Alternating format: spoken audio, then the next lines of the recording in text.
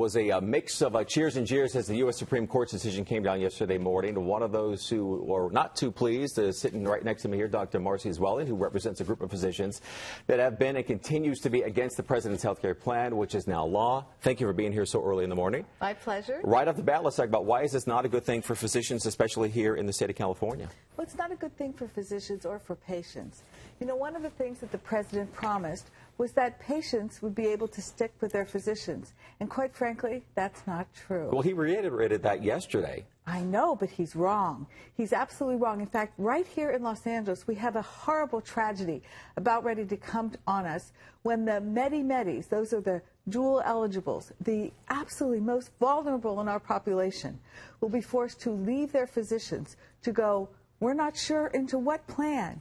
You know, what happens is that the state of California has decided that they want to do a pilot project right here in Los Angeles. Mm-hmm.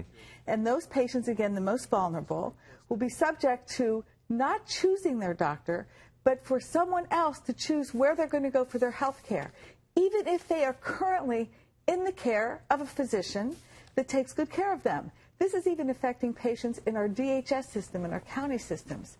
So it's not good for doctors. It's not good for patients. All that about doctors being able to maintain their relationships with patients, which, Michael, is the most important thing about health care. You know, I know that insurance is important, right, but insurance is not assurance of anything. So what you're basically hitting on is the fact that the quality of care will be at risk. Absolutely at risk. And while patients think that it's important to have that card, and I understand that they think it's a safety net, but I believe that it will actually turn out to be not such a good thing. In fact, that card is just a ticket to stand in line in an emergency room. You know, but on the surface here, it seems very simple, and that is you have insurance. Everyone will now be covered. Those who can afford it but haven't been getting insurance, suck it up and pay for it so the rest of us don't have to. Seems pretty simplistic. It is a bit simplistic and naive, I'm afraid. Again, I repeat, insurance is not assurance of anything.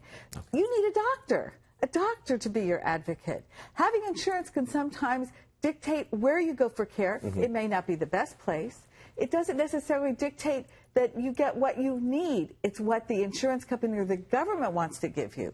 So, you know, your health care is an incredibly personal thing. Right. It should be your choice, patient's choice, doctor's choice. Patients and doctors in an exam room, government doesn't belong there. Okay. Opponents say, like yourself, this goes against everything that was promised. We're talking costs will be increased, taxes will devastate small businesses and some of the medical community, the middle class, and quality of care will be at risk here. Are there any positives to this Reform Act that you see? I'm struggling. Struggling? I'm struggling. You know, the health of this nation is not good these days because the person's financial health is not very healthy. But you admit there was a problem with medical care and with health insurance. Incredible problem. Yeah. And I have answers. Doctors have answers. In fact, I've been working with Congress and with the GOP who actually asked physicians, how might you help us create a law that would actually work? They actually came to the people who are doing the work. So hopefully we'll be able to work with a new Congress and come up with some rules and regs that will allow patients to really stay with their doctors, improve quality of care, and maintain the sanctity of the patient-doctor relationship, which I got to tell you, it's the most important thing you can have is a good doctor. And you say that with a smile. All right. Marcy, thank you for being here this morning.